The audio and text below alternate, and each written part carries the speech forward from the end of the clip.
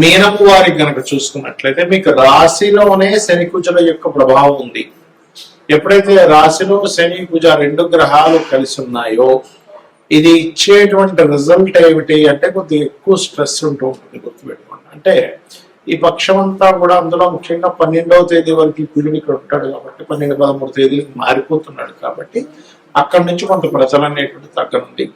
అదేవిధంగా ధనస్థానంలో రవి బుధులు ఉన్నారు, పరాక్రమ స్థానంలో శుక్రుడు, కమ్యూనికేషన్ స్థానంలో చతుర్థ భావంలో గురువు, 6వ భావంలో కేతువు, 12లో రాహు. ఈ యొక్క గ్రహస్థితిని అనుసరించి మీకు ఎలా ఉండబోతుంది ఈ పక్షంలో ఈ 1వ తేదీ నుంచి 15వ తేదీ వరకు ఏ దేవతారాధన చేయాలి, ఎటువంటి విషయాల పట్ల మీకు జాగ్రత్తగా ఉండాలనేటువంటి అంశాలు చెప్తుంది. నేనైనప్పటికీ చెప్పిస్తుంది సాక్షాత్ లలితా అమ్మవారిగా భావిస్తూ ఆ లలితాంబిక అమ్మవారి యొక్క అనుగ్రహం మీకు పరిపూర్ణంగా కలగాలని మనస్ఫూర్తిగా కోరుకుంటూ ఇక్కడ మీరు ఒకటే గుర్తుపెట్టుకోండి, రాశిలో మీకు ప్రస్తుతానికి ఏలినాటి శని నడుస్తూ కుజుడు కూడా కలిసి ఉన్నందుకు ఓవర్ స్ట్రెస్ ఉంటూ ఉంటుంది. కానీ ఉద్యోగ అవకాశాలు రాకపోవడం కానీ ఇలాంటివి ఏమీ ఉండవు. చక్కగా ఉద్యోగ అవకాశాలు వస్తాయి. మరియు అదేవిధంగా ధనపరమైన ఇంప్రూవ్మెంట్స్ కూడా ఉంటాయి. రవి బుధుడు ఇద్దరు కూడా 2వ స్థానంలో ఉన్నారు. కాకపోతే ఏంటంటే తండ్రి నుంచి రావాల్సినటువంటి ధనం రావడం విషయంలో కొంతమంది ఆటంకం ఏర్పడ్డది. దానివల్ల కొంత స్ట్రెస్ అవ్వడం జరుగుతూ ఉంటుంది. గవర్నమెంట్ కాంట్రాక్ట్స్ చేసేటువంటి వారికి తండ్రి వ్యాపారాన్ని మీరు తీసుకొని దాన్ని కంటిన్యూ చేసేటువంటి విషయం అనుకూలంగా గతంలో ఏర్పడినప్పుడు కొన్ని వివాదాలు కొంచెం ఇక్కడ మాట్లాడుకుని సరి చేసుకోవడానికి 3వ స్థానంలో ఉండేటువంటి శుక్రుడు కొంత అంటే కాంప్రమైజ్ అవ్వడానికి, కాంప్రమైజ్ చేయించడానికి అనుకూలంగా ఉంది. కాకపోతే కొంచెం ఈ పక్షంలో మీరు ఈ పక్షం తర్వాతే ఏదైనా ప్రాపర్టీ తీసుకోవడం మంచిది. చతుర్థంలో గురువు ఉన్నది, తీసుకోవాలని ఉల్లాసం కానివ్వండి తీసుకునేటువంటి పరిస్థితులు వస్తాయి. కానీ ఎంతైనా సరే గురువు ఉండే రాశిలో ఉండేటువంటి కుజుడు శనితో కలిసి 4వ భావం మీద వీక్షణ ఉన్నందుకు కొంచెం తప్పనిసరిగా తీసుకోవాలన్నప్పుడు 1కి 4 సార్లు తొందరపడకుండా అదేమైనా లిటిగేషన్స్ లో ఉందా, ఇబ్బందుల్లో ఉందా అనేటువంటిది చూసుకోండి ప్రధానంగా. ఇక అదేవిధంగా మీరు నిత్య జీవితంలో ఆటంకాలు తగ్గాలంటే గణపతి యొక్క ఆరాధన చేస్తూ ఉండండి. మరియు అదేవిధంగా 2వ వివాహం కోసం ప్రయత్నం చేసేటువంటి వారికి అనుకూలత ఉంటుంది. విదేశాలకు వెళ్ళాలి అనే ప్రయత్నం చేసేటువంటి వారు నిత్యము రోజుకి 2 సార్లు హనుమాన్ చాలీసా పఠనం చేయండి. 12వ స్థానంలో రాహువు విదేశాలు వెళ్ళడానికి అనుకూలిస్తున్నాడు. కానీ దానికి కొంత బలం ఏర్పడాలి అంటే మీరు కుజగ్రహం దగ్గర, శనిగ్రహం దగ్గర దీపారాధన చేయడమే, రాజరాజేశ్వరి అమ్మవారి యొక్క ఆరాధన చేయడము, హనుమాన్ చాలీసా 2 సార్లు కనుక రోజు చదివినట్లయితే, పఠించినట్లయితే ఉదయము సాయంత్రం సమయంలో ఖచ్చితంగా విదేశీ యోగం అనేటువంటిది కలుగుతుంది. ఇక్కడ మనం గోచార ఫలితాలు చెప్పుకుంటూ ఉంటాం. కానీ గోచార ఫలితాల కంటే కూడా అతి ముఖ్యంగా మీరు చూసుకోవాల్సింది మీ జన్మజాతక ఫలితాలు. అది ఎలా చూసుకోవాలి? మీకు చంద్ర నక్షత్రము, చంద్ర రాశి ఎలా ఉంటుందో, పలానా నక్షత్రం పలానా రాశి చెప్పుకుంటుంటాం కదా, అలాగే లగ్నము అనేటువంటిది ఉంటుంది. అది ప్రతి 2 గంటలకు ఒకసారి మారిపోతూ ఉంటుంది.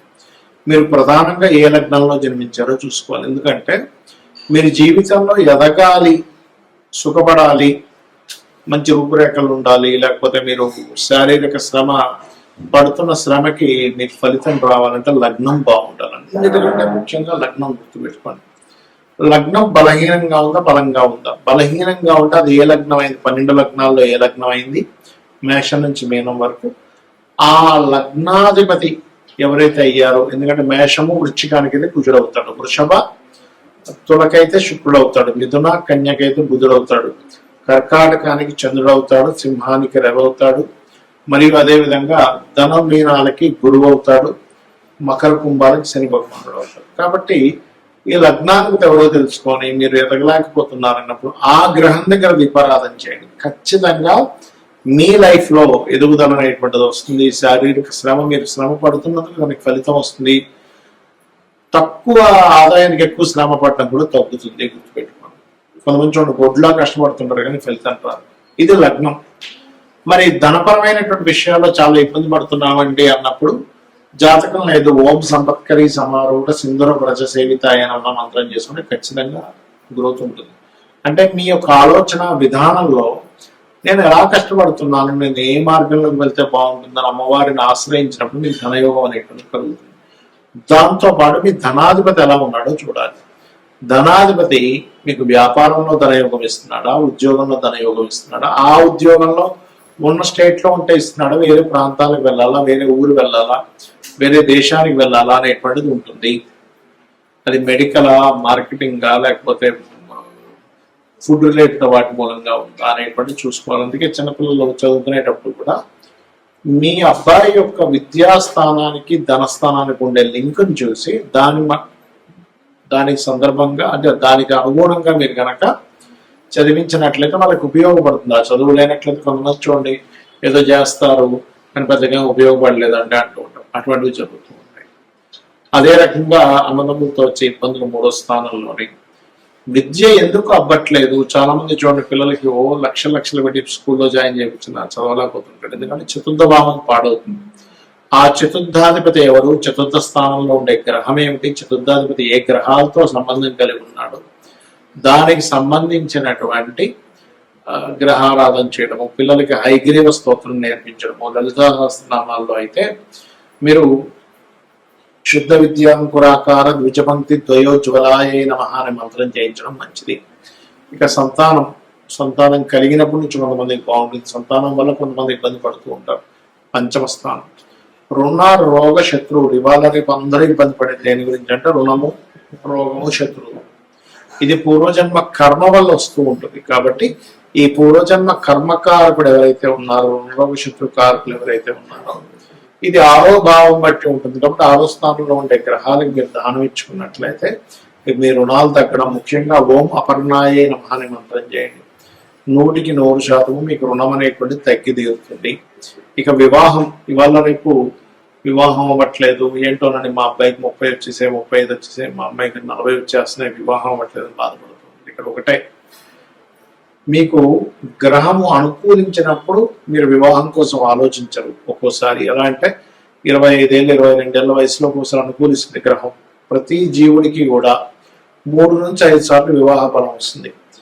అది మన జన్మజాతకంలో సప్తమాధిపతి ఎక్కడున్నాడు, సప్తమ శుక్రుడు ఎలా ఉన్నాడు, సప్తమం మీద శుభగ్రహ అనుకూలత వస్తుందా, సప్తమంని యాక్టివ్ చేసేటువంటి మహాదశలు అంతర్దశలు వస్తున్నాయా లేవా, ఇవి చూసుకొని మీరు వివాహం కోసం ఆ పర్టికులర్ సమయంలో మనకు ప్రయత్నం చేస్తే ఖచ్చితంగా ఉంటుంది. ఎలా అంటే చిన్న ఎగ్జాంపుల్ చెప్తాను చూడండి. మీరు సినిమాకి వెళ్దాం అనుకున్నారు, మార్నింగ్ షోనా, మ్యాట్నీనా, ఫస్ట్ షోనా, సెకండ్ షోనా, 4 షోలు ఉంటాయి. అలా కాకుండా నేను అక్కడ 2 గంటలప్పుడు సినిమాకి వెళ్దాం అనుకుంటున్నానండి, నేను థియేటర్కి వెళ్తే ఎవరు తెలుస్తారు, మూసుంటుంది. అలాగే మీరు ఏదైనా ఒక వస్తువు కొనాలన్నా పలానా సమయం, పలానా మార్కెట్, పలానా ప్రదేశం. సూర్యోదయం కూడా రాత్రి ఎప్పుడో 9 గంటల నుంచి మీరు తలుపులు తీస్తూ చూస్తే ఏంటి సూర్యోదయం అవ్వలేదని బాధపడడంలో ఎలా అర్థం లేదో, మీ యొక్క జన్మజాతకంలో మీకు ఒక ధనయోగం కానివ్వండి, ఒక విదేశీ యోగం కానివ్వండి, ముఖ్యంగా వివాహం గురించి మనం మాట్లాడుకుంటున్నాం కాబట్టి ఈ సమయంలో వివాహ యోగం ఉంది, ఇలాంటి పర్సన్తో ఉంది, ఇలాంటి లవ్ మ్యారేజ్ ఉందా, అరేంజ్డ్ మ్యారేజ్ ఉందా, లేకపోతే విదేశాలకు వెళ్ళి ఉద్యోగం అక్కడ ఉండేటువంటి అమ్మాయితో వివాహం అవుతుంది అనేటువంటిది మీ జాతకంలో ఉంటుంది. ఏ సమయంలో అవుతుంది అనేది ఆ 3 నుంచి 5 సార్లు సమయాల్లో మీరు సరైన సమయాన్ని ఎంచుకొని అక్కడ కొంచెం గట్టిగా ప్రయత్నం చేసినట్లయితే మీకు వివాహం ఖచ్చితంగా ఇది జరుగుతుంది. కొంతమంది ఎక్కడో 1% ఆఫ్ జాతకాల్లో అసలు వివాహం ఉండదు, అది వేరే కేసెస్. అయితే వివాహం అవ్వాలి అంటే ఓం కామేశబద్ధ మాంగళ్య సూత్ర శోభిత కందరాయే నమః అనే మంత్రం చేసుకుంటే ఖచ్చితంగా మీకు వివాహ యోగం అనేటువంటిది అమ్మవారు కలిగించి తీరుతుంది. మరి కొంతమంది వివాహం అయిన తర్వాత ఇబ్బందులు ఉంటాయి. అలాంటప్పుడు ఓం శివకామేశ్వరంకస్త శివా స్వాధీన వల్లభాయ నమః చేసుకోండి. అదేవిధంగా విదేశీ యోగాలు, 12వ స్థానం బాగుండాలి, వ్యాపారంలో బాగా లాభాలు రావాలి, లాభస్థానం బాగుండాలి, ఉద్యోగం బాగుండాలి, 10వ స్థానం బాగుండాలి. ఈ రకంగా మీ యొక్క జాతక చక్రాన్ని మీకు మీరుగానే ఆ భావాధిపతి ఎలా ఉన్నాడో చూసుకోండి. పాపగ్రహంతో ఉందా, శుభగ్రహంతో ఉందా అని చూసుకొని మీకు మీరుగా చేసుకోవచ్చు. శ్రీమాత్రే నమః.